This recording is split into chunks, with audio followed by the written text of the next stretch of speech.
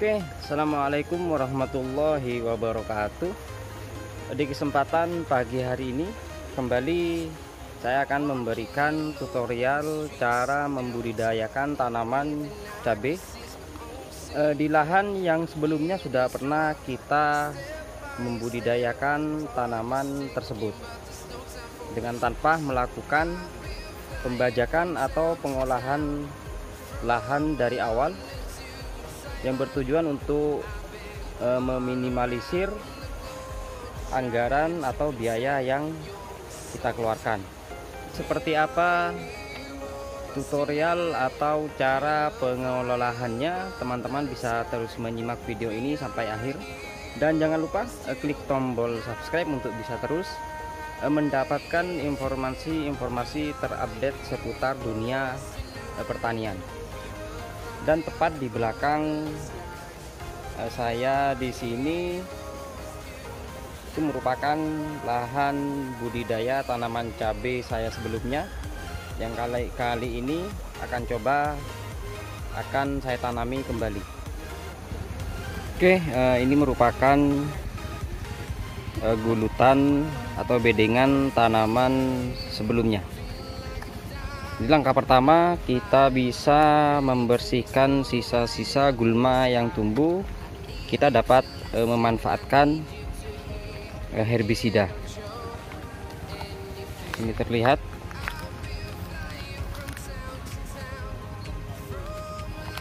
sisa-sisa gulmanya sudah 90% sudah mati.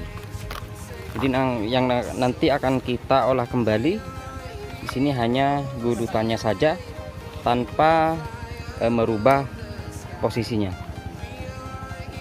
Setelah kita membersihkan sisa-sisa gulma yang tumbuh, langkah kedua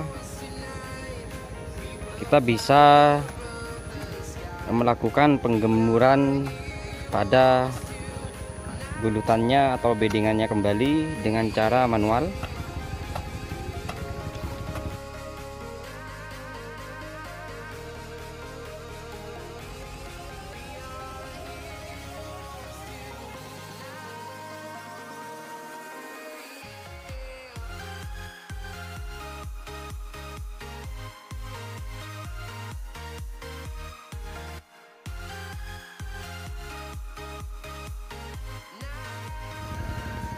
Dan langkah selanjutnya kita bisa mengecek kadar pH yang ada di lahan budidaya tanaman kita, dan ini merupakan salah satu faktor penting pada teknik penanaman budidaya tanaman cabai tanpa melakukan pembajakan atau pengolahan lahan dari awal. Kita bisa mengecek kadar pH yang ada menggunakan pH meter seperti ini, dan nanti kita akan melakukan pengecekan di beberapa titik. Oke, kita akan melakukan pengecekan pada kadar pH-nya. Jadi untuk pengecekan kadar pH ini kita tidak harus melakukan di semua gulutan atau di semua bedengan kita. Cukup kita melakukan pengecekan di beberapa titik yang ada di lahan budidaya. Ini mungkin nanti kita akan melakukan pengecekan di tiap sudut, di sana, dan di sana.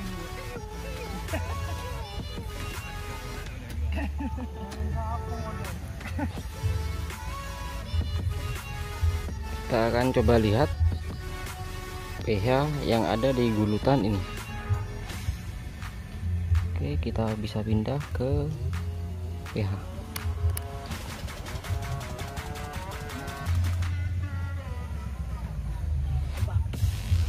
Oke, jadi sudah agak asam, berada di kadar pH 6.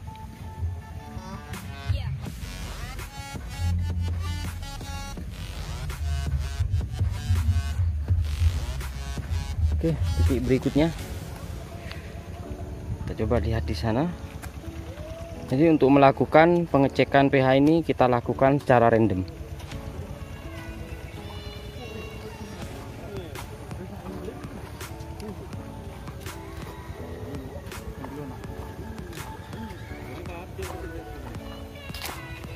Setelah kita dapatkan angkanya, kita dapat menarik kesimpulan kadar pH yang ada pada lahan budidaya kita. Kita akan coba cek di sini. Oke.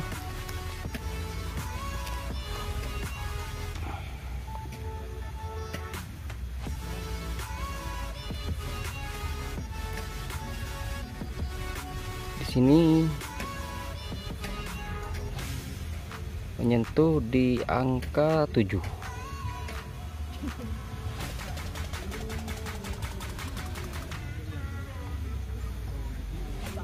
Oke, kita coba lagi.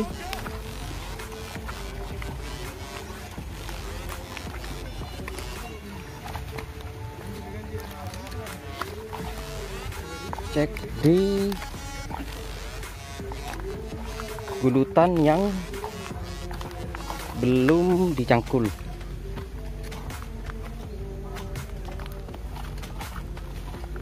Oke, di sini.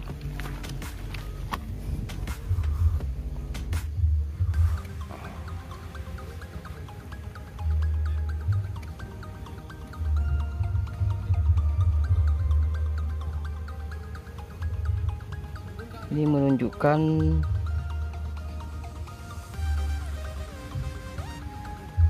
di pH 6.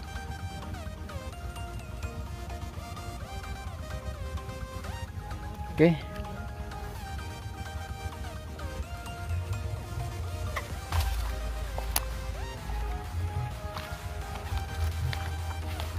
Untuk titik yang terakhir,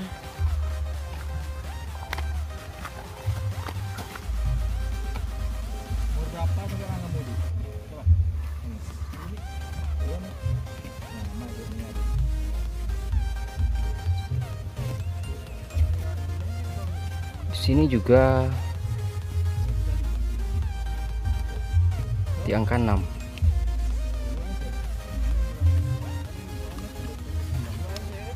Oke, jadi bisa kita tarik kesimpulan kadar pH yang ada pada lahan budidaya saya di sini tergolong lahan yang masam. Nanti akan kita coba melakukan penetralan. Dan untuk langkah selanjutnya kita dapat melakukan penetralan dengan cara memberikan kapur pertanian ataupun dolomit dan lain sebagainya. Dan di sini saya menggunakan produk dari Petrokimia Gresik, yaitu Petrocas, dengan kandungan produk yaitu kalsium sulfat dehidrat atau CaSO4 2H2O, dan juga kandungan kalsium oksida serta sulfur trioksida atau SO3, dan juga pH 6-7 yang mempunyai fungsi atau kegunaan yang dapat menyediakan unsur hara, kalsium, dan juga sulfur bagi tanaman. Serta produk Petrocas ini dapat memperbaiki sifat fisik dan juga sifat kimia pada tanah sampai pada lapisan bawah atau subsoil. Bisa langsung kita gunakan sebagai dasaran pada bedengan kita. Jadi kita tabur serata mungkin.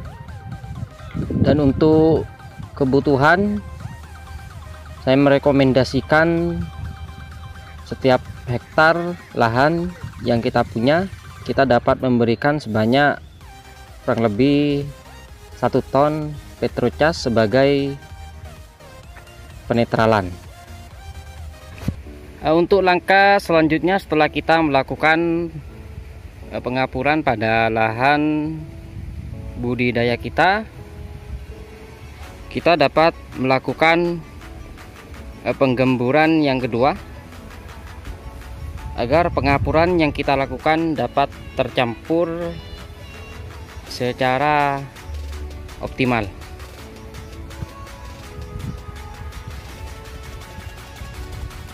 Oke, jadi nanti kita akan memanfaatkan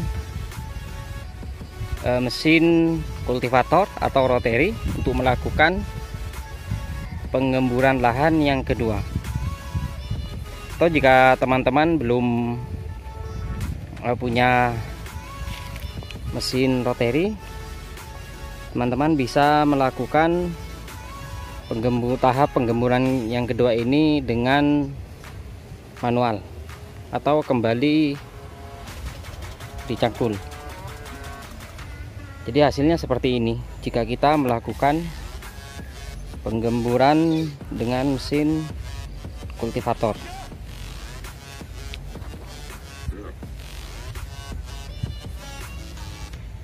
Oke, di sana si operator masih rehat, yang juga merupakan calon petani masa depan. Oke, seperti apa proses berikutnya, teman-teman bisa terus menyimak video ini sampai akhir.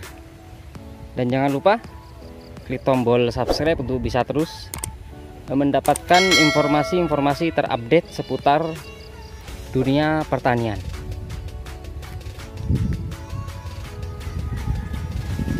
Oke, jadi mesinnya seperti ini, rotary atau mesin kultivator. Ini merupakan mesin atau alsintan yang kita dapatkan dari Dinas Kabupaten Bondowoso tahun anggaran 2020, yang diserahkan kepada kelompok kami di sini, kelompok tani Karya Tani 11. Oke.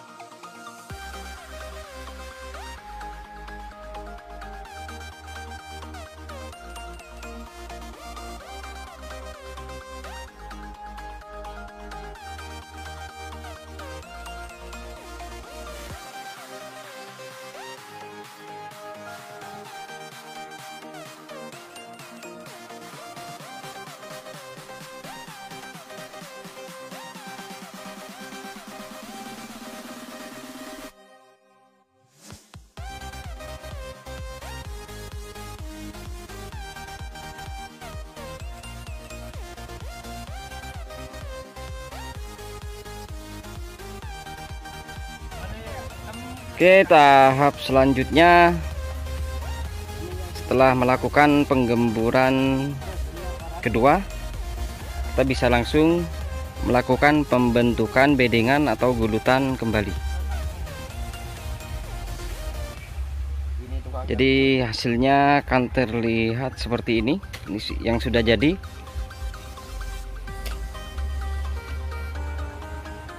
Selanjutnya bisa langsung kita melakukan pemasangan mulsa. Jadi di sini para petani-petani calon penerus, para petani muda. Di sini ada Kang Ahmad. Di situ Kang Joni,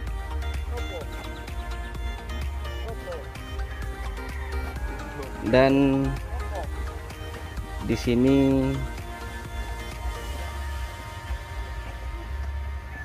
Kang Sobri.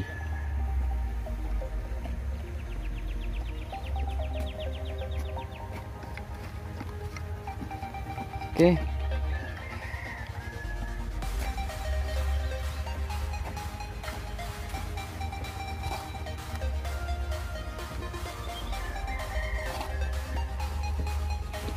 Dan tahap selanjutnya sebelum kita melakukan pemasangan mulsa pada bedengan, terlebih dahulu kita dapat melakukan penyiraman dengan larutan hidrogen peroksida atau H2O2. Di sini sebanyak 50% kandungannya, yang bertujuan untuk mengendalikan patogen atau penyakit dari sisa-sisa tanaman sebelumnya.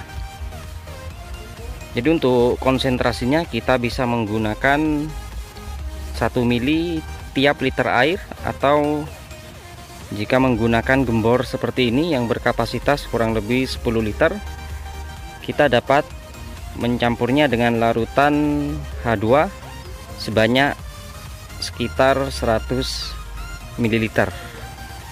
Sedangkan untuk fungsi serta manfaat utama dari larutan hidrogen peroksida atau H2O2 ini akan kita bahas secara detail di konten selanjutnya. Langsung kita melakukan penyiraman hidrogen peroksida pada gudutan. Kita siramkan secara merata.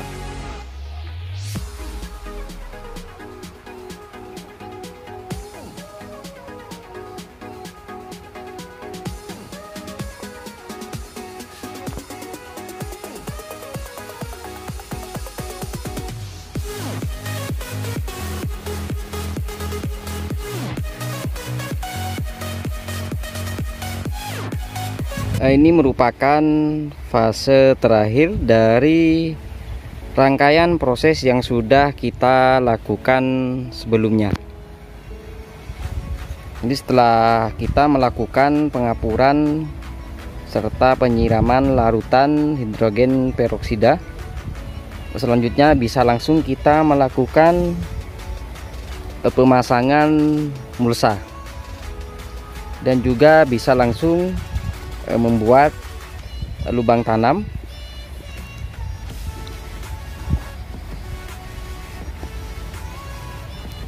Sedangkan untuk jarak tanam yang saya terapkan ketika di musim-musim penghujan seperti saat ini,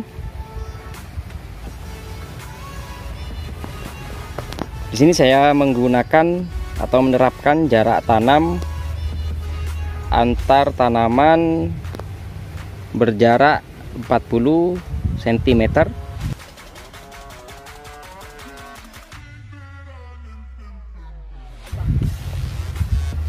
Yang membentuk pola segitiga atau membentuk pola zigzag.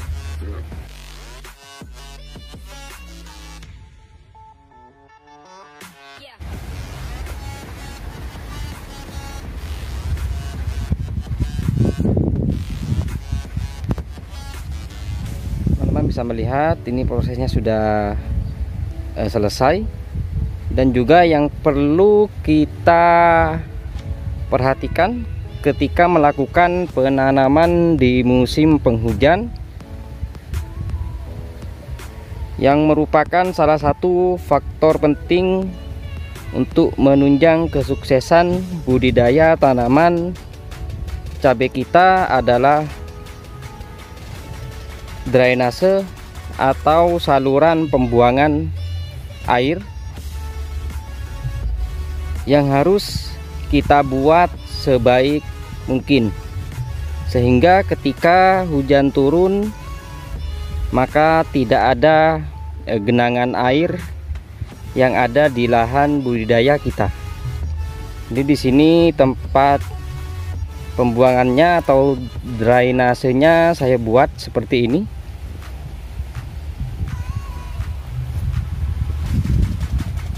Jadi otomatis air akan langsung terbuang melalui saluran ini. Dan juga saya buat drainase di areal tengah. Jadi seperti ini.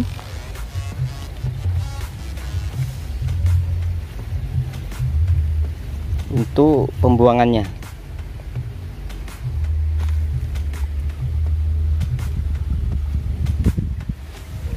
Kemudian langkah selanjutnya kita bisa melakukan pemupukan dasar. Di sini kita bisa memilih dua opsi. Yang pertama, kita dapat melakukan pemupukan dasar di tengah bedengan sebelum kita melakukan penutupan mulsa. Sedangkan opsi yang kedua, kita dapat melakukan pemupukan dasar di tiap lubang tanam yang sudah kita buat. Sedangkan saya di sini coba untuk mempraktekkan pemupukan dasar langsung pada lubang tanam.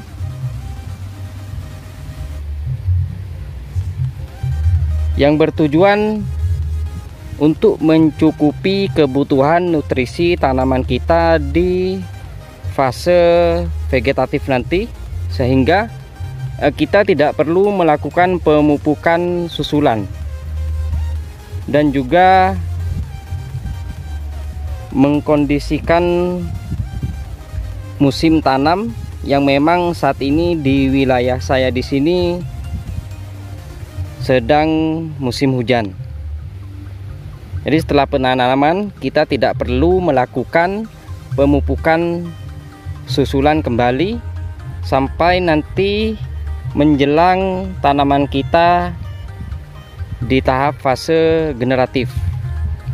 Oke, sedangkan untuk pupuk dasar di sini saya menggunakan kombinasi pupuk organik dari Petroganik, kemudian Ponska dengan kandungan NPK 15, dan juga SP36 dengan kandungan fosfor, dengan dosis perbandingan 2:1, 2 sak pupuk organik, 1 sak pupuk Ponska, kemudian 1 sak pupuk TSP. Selanjutnya bisa langsung kita gunakan dan kita letakkan pada lubang tanam yang sudah kita buat.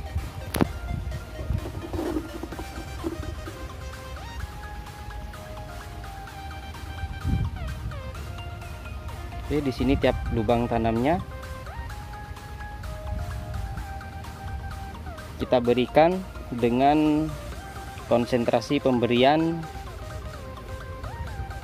kurang lebih sekitar 100 gram tiap lubang tanam, atau di sini saya menggunakan takaran seperti ini yang berkapasitas kurang lebih 100 gram.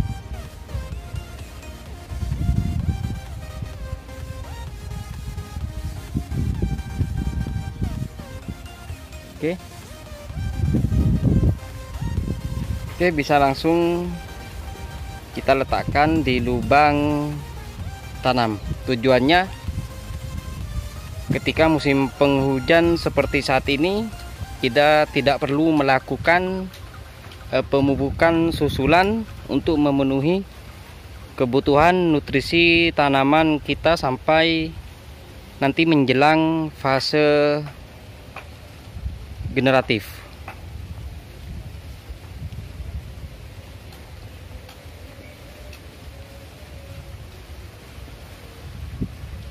Jadi saat ini merupakan tahap penanaman.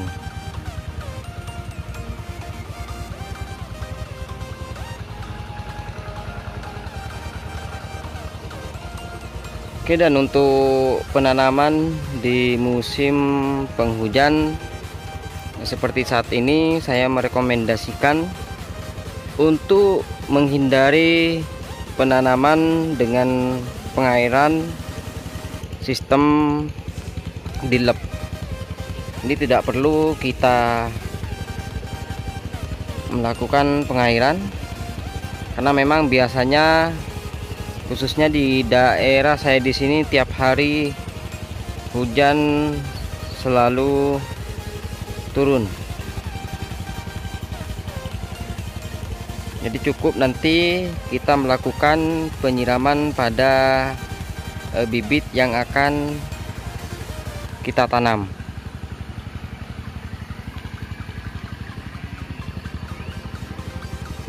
Dan di sini beberapa pasukan pemuda dari petani kami di sini.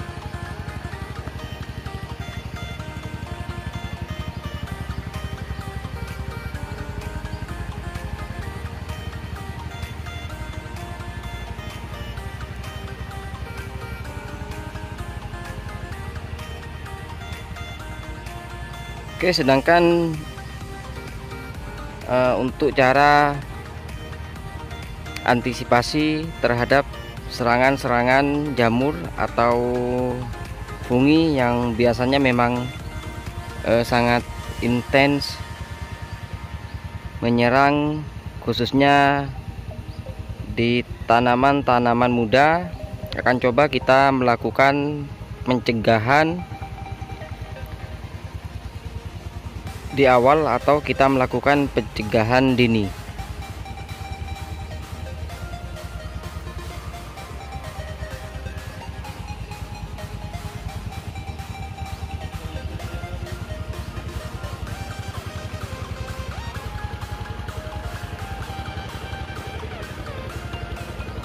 Di sana ada Kang Dadang, itu Kang Dudung, ini Kang Diding, dan ini Kang Dedeng yang merupakan kepala suku. Dan ini bibit yang akan nanti kita tanam.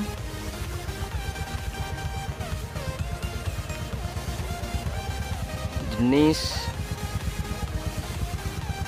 tanaman cabai rawit.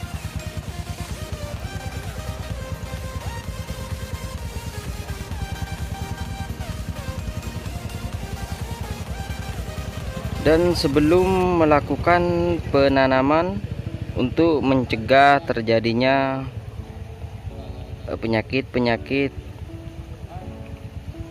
yang sering menyerang tanaman di usia muda seperti busuk pada bangkal, busuk batang, dan lain sebagainya, kita dapat melakukan pengendalian dengan cara menyiram atau menyemprot dengan fungisida. Dan di sini saya merekomendasikan penggunaan fungisida Kojo dengan kandungan tricyclazole dan juga azoxystrobin. Sedangkan untuk konsentrasi pemberiannya, kita dapat menggunakan konsentrasi sebanyak 0, ml tiap 1 liter air, atau jika teman-teman menggunakan alat penyiraman gembor seperti ini yang berkapasitas kurang lebih 10 liter, kita dapat memberikannya sebanyak 5 mili. Di warnanya putih seperti ini.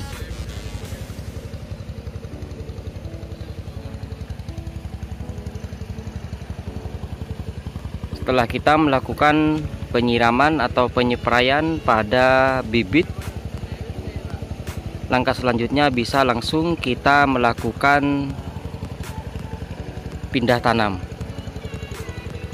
Dan oke teman-teman, sampai di sini video kita tentang cara pengelolaan lahan janda atau lahan yang sebelumnya sudah pernah kita budidayakan tanaman cabai. Semoga video-video ini bisa memberikan tambahan inspirasi serta tambahan wawasan khususnya bagi para petani muda Indonesia, dan akan saya terus update seperti apa perkembangan dari tanaman ini. Terima kasih dan sampai berjumpa kembali di video-video saya selanjutnya. Dan jangan lupa tetap semangat terus para petani, para pejuang pangan Indonesia.